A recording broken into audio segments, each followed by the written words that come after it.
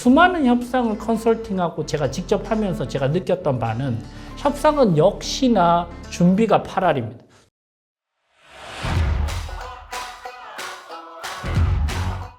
네, 안녕하세요. 스타트업 변호사 류재현 변호사입니다. 오늘은 중요한 투자 협상을 앞두고 있는 스타트업 대표님들께서 내가 다음 주에 투자 협상이 있다. 그럴 때 도대체 무엇부터 하나씩 차례대로 준비를 해야 될지를 고민하시는 대표님들이 꽤 많기에 오늘은 스타트업의 투자 유치 협상에 대해서 한번 이야기를 나눠보도록 하겠습니다.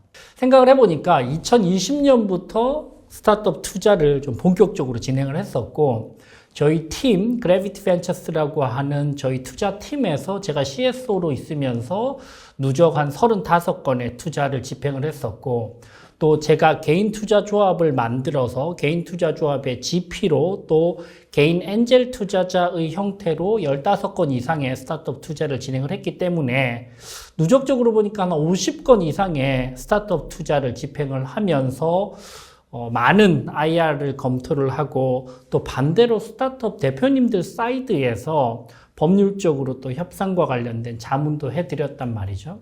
그래서 스타트업 대표님 사이드에서 또 스타트업 투자자 사이드에서 지난 4, 5년간 여러 가지 투자와 관련된 협상들을 진행을 했는데, 오늘 여러분들께 한 20분 정도 시간을 할애해서 중요한 스타트업 투자를 앞두고 있는 대표님들께 어떤 부분을 좀 우리가 준비를 할 수 있을지 좀 체계적으로 한번 살펴보도록 하겠습니다. 먼저 여러분들께서 스타트업 투자 협상을 하실 때 초반에 좀 기세에 눌리시는 경우들이 있어요. 아무래도 이 업계에서 일반적으로는 VC들이 갑이고, 또 투자를 유치하려고 하는 스타트업 대표님들이 을로 구분되는 경우들도 적지가 않아서 그런 기세에 있어서 좀 눌리는 경우들이 있는데, 사실 저는 여러분들께서 중요한 협상을 앞두고 나서 좀 기세에 눌리지 않는 협상을 할 수 있는 방법들 3가지를 먼저 이야기를 드리겠습니다. 첫 번째는 시간에서 쫓기면 무조건 밀립니다. 무슨 말이죠?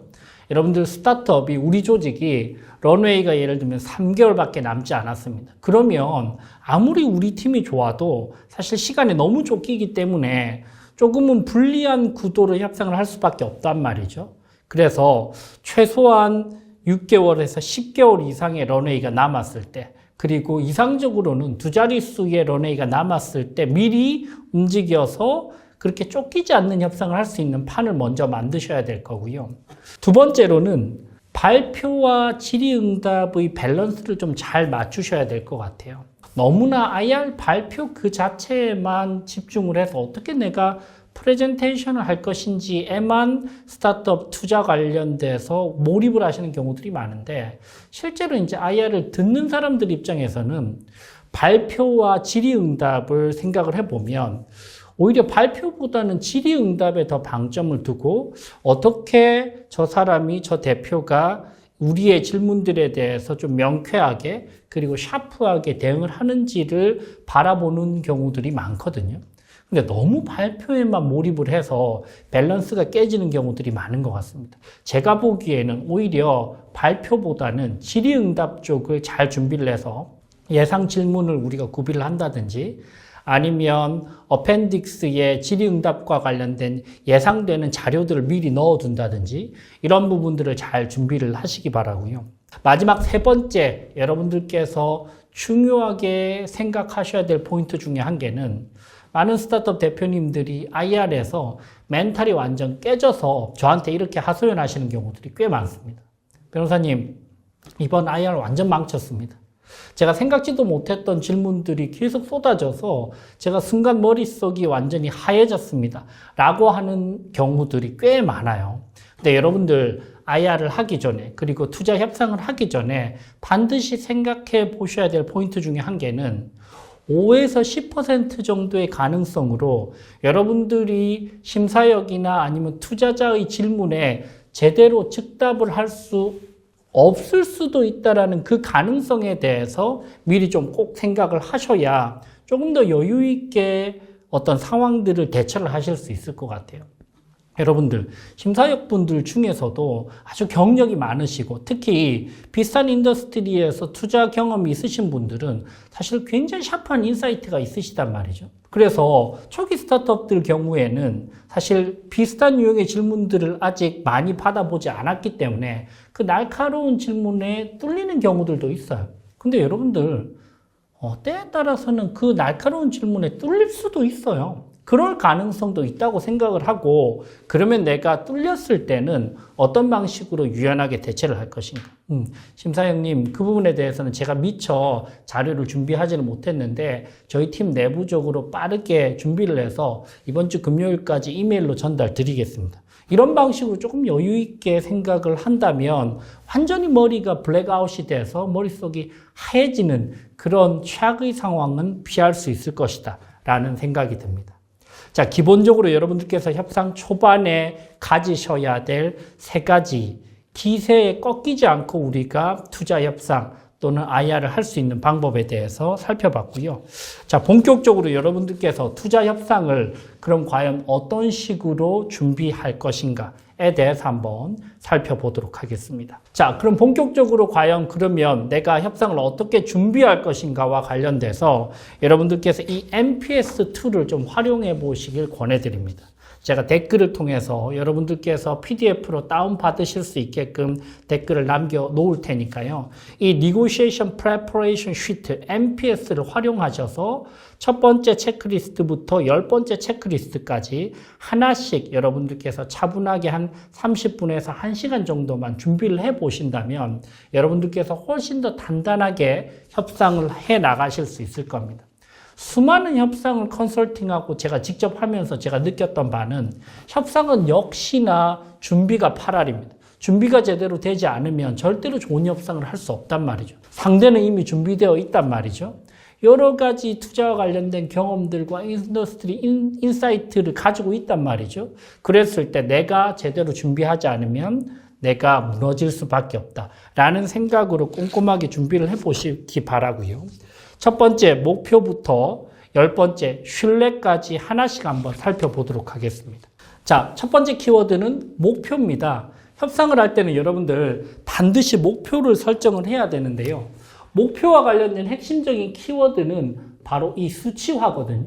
어떻게 하면 수치화된 협상을, 목표를 협상에 있어서 만들 수 있을지가 핵심입니다. 자, 수치화와 관련된 중요한 포인트는 반드시 이 3가지 기준점만큼은 명확하게 수치화되어야 됩니다. 첫 번째는 거래 성사 지점이고요. 즉, 투자 협상을 할 때 나는 얼마 정도 투자를 유치할 것인가. 그리고 내가 바라는 수준의 우리의 밸류에이션은 회사 가치는 얼마인가를 나의 절대적인 기준점, 나의 만족 지점을 거래 성사 지점으로 세팅을 먼저 해놔야 됩니다. 그죠? 첫 번째, 내가 얼마 밸류로 얼마를 받고 싶은지. 두 번째는 첫 잔으로 나는 얼마 정도를 이야기할 건지. 내가 밸류에이션을 이야기하고 투자 유치 희망 금액을 이야기하더라도 벤처 캐피털 심사역 입장에서도 사실 밸류를 조금 조정하기를 원하는 경우들이 일반적이기 때문에 보통 한 1에서 20% 수준의 어떤 앵커를 조금 더 aim high, 목표를 높여서 앵커를 거는 경우들이 일반적이죠. 그죠? 그리고 세 번째, 마지막으로는 내가 원하는 지점이 여기고 내가 앵커를 거는 지점이 여기임에도 불구하고 상대적으로 시장에서 우리의 경쟁력이나 밸류에이션이 조금 저평가됐을 때 내가 양보를 할 수 있는 이 마지노선 지점이 있을 겁니다. 그죠? 요 지점까지 수치화시키는 게 먼저 여러분들께서 가장 먼저 하셔야 될 목표와 관련된 부분입니다. 나는 얼마 밸류로 얼마를 유치하고 싶은지, 그리고 처음 제안을 드릴 때는 어느 밸류로 얼마 정도 유치하고 싶다고 이야기를 할 건지, 그리고 마지막으로 상대방이 조금 더 공격적으로 압박을 할 때는 나는 어느 지점까지 양보할 수 있는지 이 3가지 기준점만큼은 여러분들께서 먼저 수치화되어야 됩니다.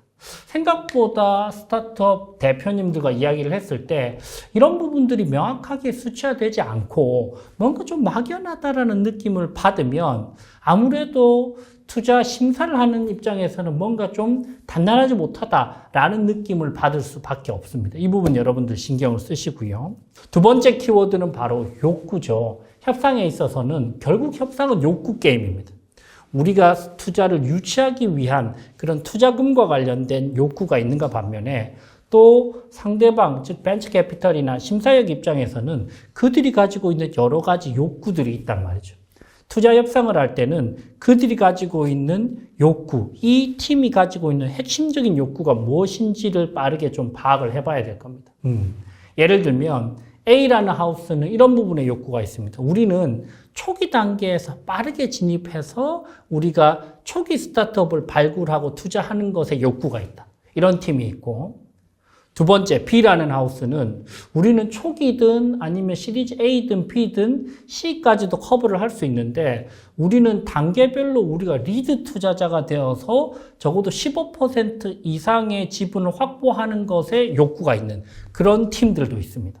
또 세 번째는 LP들을 설득하기 위해서 특정 인더스트리에 투자를 반드시 해야 되는, 그리고 펀드의 주목적 성격상 아주 제한된 영역에서만 투자를 할 수 있는 그런 욕구를 가지고 있는 하우스도 있을 수 있고요. 네 번째는 대기업의 CVC 같은 경우에는 특히나 그렇습니다. 전략적 시너지, 즉 기존 계열사들과 이 투자를 한 기업 간에 어떤 방식으로 시너지를 만들어낼 수 있을까, 이런 부분에서 니즈가 있는 그런 팀들도 있을 수 있고, 다섯 번째로는 기본적으로 아주 빡빡한 표준 계약서를 건드리지 않는데, 그리고 본인들의 아주 여러 가지 절차들을 잘 따라와 줄 수 있는 그런 형식적 절차의 니즈가 있는 팀들도 있단 말이죠. 그래서 투자자들마다 구체적인 욕구들이 조금씩 다르다.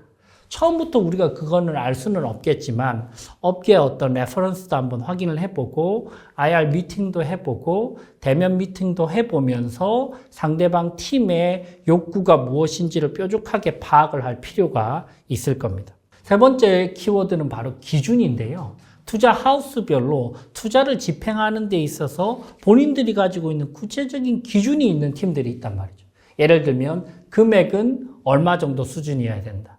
아니면 단계는 어느 정도 돼야 된다. 그리고 팀은 어느 정도 돼야 된다. 그리고 매출은 얼마 이상 나와야 된다. 그리고 지역적으로 이런 지역에 기반을 해야 된다.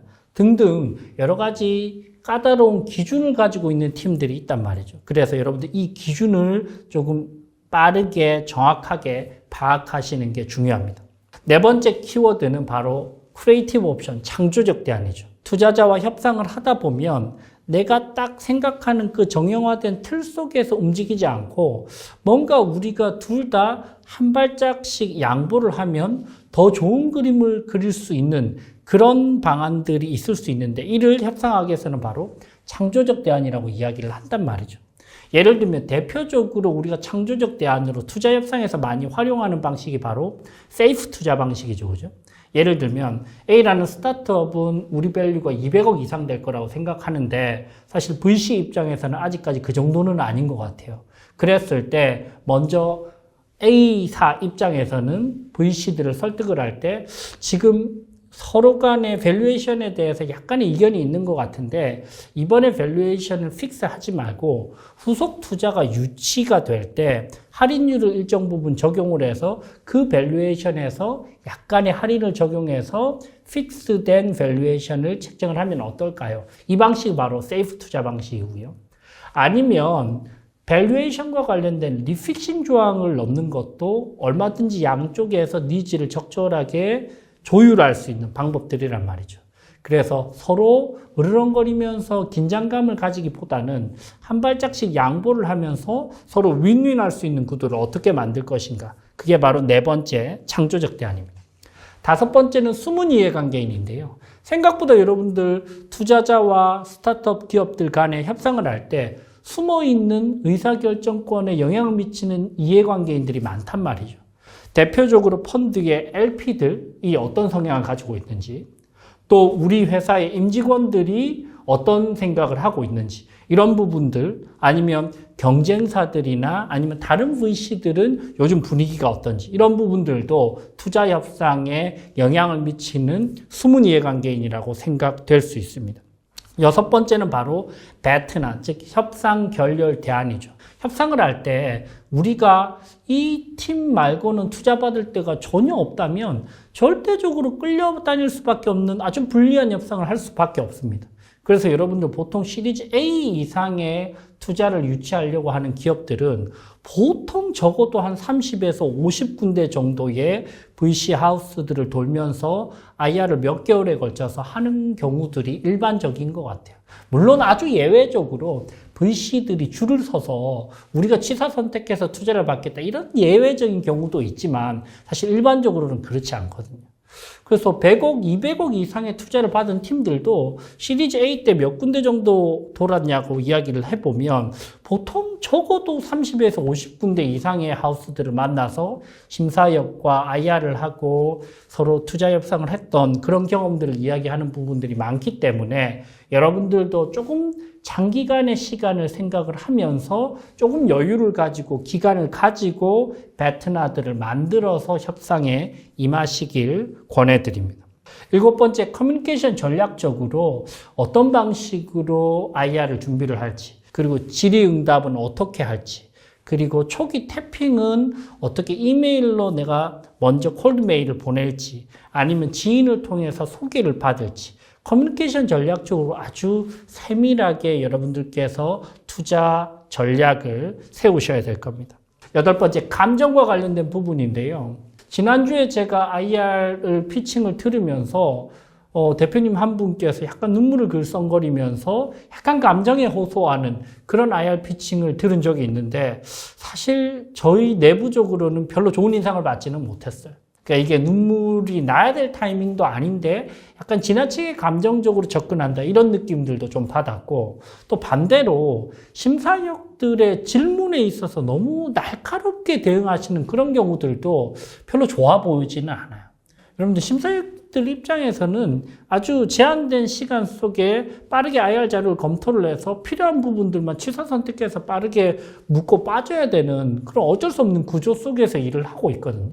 근데 그거를 마치 본인을 공격한다라고 느끼면서 감정적으로 대응하는 거는 별로 좋을 것 같지는 않습니다. 반대로 호감 전략들은 여러분들께서 좀 장착을 하셔야 되겠죠. 아무래도 호감이 가는 사람들에게 투자와 관련된 기회도 더 많을 수 있으니까 이게 절대적이지는 않지만 사람이 하는 일이다 보니 비호감보다는 아무래도 호감이 훨씬 더 나을 겁니다. 이런 부분도 여러분들 생각해 보시기 바랍니다. 아홉 번째는 투자 협상을 하고 나서 합의서와 또 증거자료를 어떻게 남길 것인지. 요즘에는 주로 모두 사인이나 이렇게 전자계약 형태로 많이 계약 체결을 하고요. 중간에 텀시트를 주고받고 이런 과정들을 여러분들 꼼꼼하게 팔로우업을 하셔야 될 겁니다. 마지막으로 열 번째, 이 모든 협상의 원칙들과 협상의 준비 과정들이 기본적으로 단계별로 신뢰가 점점 더 쌓여 나가야 투자 협상이 좋은 결과로까지 마무리될 수 있을 겁니다. 그죠? 그들도 사실 투자 하우스들도 LP들의 돈을 유치를 해서 그 자금을 운영을 하면서 아주 고심해서 한 군데 한 군데 스타트업들에 투자를 하고 그 결과로 먹고 사는 사람들이기 때문에 투자 집행을 하는 과정에서는 신뢰관계가 일정 수준 이상으로 쌓이지 않으면 투자 집행까지 가기가 힘들다는 것이죠. 그렇기 때문에 여러분들께서 신뢰를 쌓기 위해서 예를 들면 몇 가지를 좀 주의를 하셔야 되는 부분 중에 첫 번째는 다른 투자 하우스들과 비교하면서 이야기하는 것은 신뢰를 좀 깎아먹을 수 있다. 왜냐하면 업계가 워낙 좋기 때문에 금방 레퍼런스 체크가 된다. 두 번째는 언제까지 팔로우업을 드리겠습니다. 그리고 언제까지 우리가 이런 유의미한 성과를 만들어서 다시 피드백을 드리겠습니다. 라고 한다면 그 기한을 꼭 지켜서 피드백을 주고 이메일을 전달하고 또다시 대면 미팅이나 줌 미팅을 요청을 하면서 빠른 시간 안에 성장되고 그리고 잘 해나가는 모습들을 좀 보인다면 그 짧은 기간 안에 사실 신뢰도를 의외로 꽤 두텁게 쌓을 수도 있습니다. 결국 약속을 잘 지키고 서로 간에 합의된 내용들을 얼마나 빠릿빠릿하고 정확하게 팔로우업을 해서 마치 한 팀처럼 움직일 수 있을 것인가, 이런 부분들이 너무나 중요한 포인트인 것 같아요. 자, 여러분들 짧게 여러분들께서 투자 협상을 할 때 여러분들께서 직접 적용을 할 수 있는 10가지의 핵심 체크리스트, MPS를 한번 살펴보았습니다. 여러분들 사실 매 시리즈별로 그리고 매 단계별로 투자 협상이 쉽지만은 않은데요. 그럼에도 불구하고 그 불안감과 긴장감을 안고 좋은 결과를 만들어내는 팀들도 있습니다. 그들은 단 한 가지가 다르다는 것이죠. 더 철저하고 더 디테일하게 준비합니다.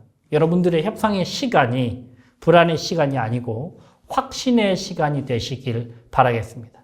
지금까지 스타트업 변호사 류재현 변호사였습니다.